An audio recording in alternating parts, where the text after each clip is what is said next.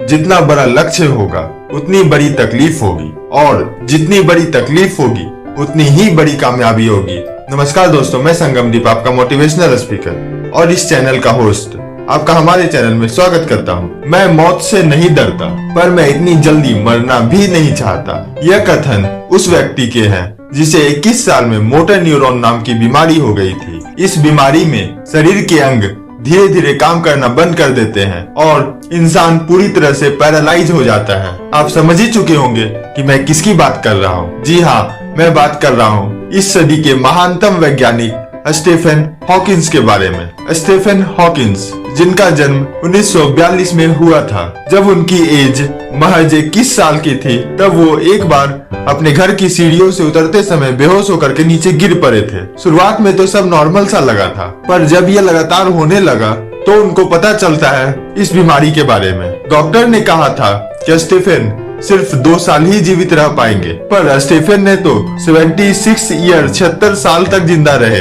जिसमें से स्टीफन 53 साल 53 ईयर्स व्हील चेयर पर बिताए थे। आप सोच रहे होंगे मैं ये सब आपको क्यों बता रहा हूँ। जिस इंसान का पूरा शरीर पैरालाइज्ड था, उसने ना सिर्फ अपने कॉलेज की पढ़ाई पूरी की, बल्कि PhD की डिग्री भी हासिल की। उन्होंने अंतरिक्ष से जुड़े कई सारे रहस्यों की खोज भी की। ब्लैक होल के खोज में उनका बहुत बड़ा योगदान है। ऑक्सफोर्ड यूनिवर्सिटी के वो गणित के प्रोफेसर भी रहे थे, जहां कभी अल्बर्ट आइंस्टाइन प्रोफेसर थे। जब स्टीफन पैरालाइज्ड होकर के भी दुनिया के महानतम वैज्ञानिक बन सकते हैं, तो आप तो पैरालाइज्ड भी नहीं हैं। और अगर आप पैरालाइज्ड हैं, तो इससे बड़ा मोटिवेशन आपके लिए और क्या हो सकता है दुनिया में कुछ कर दिखाने का।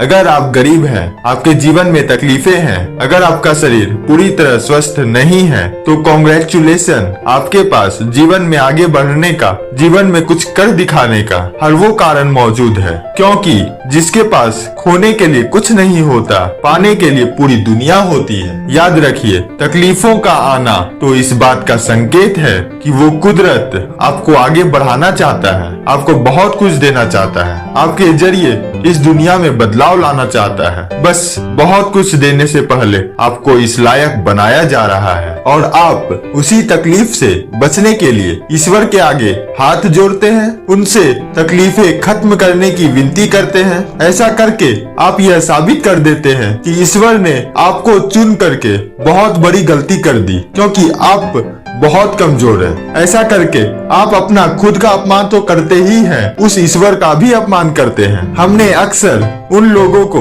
गाड़ी देखकर रोड क्रॉस करते देखा है, जो अक्सर कहा करते हैं कि भाग्य का लिखा कभी नहीं बदलता, जो भाग्य में लिखा है वो तो होकर के ही रहेगा। ऊपर वाले ने हथेली में भाग्य की रेखा तो दी है, पर हथेली के आगे उंगलियां भी दी है। हम जैसा कर्म करेंगे, हमारा भाग्य उसी तरह से लिखता चला जाएगा। अपने दोनों बाहों को फैलाकर आसमान की ओर देखकर जोर से कहिए, मैं वो लाखों करोड़ों की भीड़ का हिस्सा नहीं, मैं वो लाखों करोड़ों की भीड़ का हिस्सा नहीं जो कुछ 60, 70, 80 साल बिताए और चले गए। आया हूँ तो कुछ ना कुछ तो करके ही जाऊंगा। अपनी किस्मत मैं खुद अपने हाथों से लिख करके ही जाऊंगा। मैं अपनी किस्मत खुद अपने हाथों से अपनी मेहनत के दम पर लिखूंगा। मैं लिखूंगा, अपने मेहनत के दम पर लिखूंगा।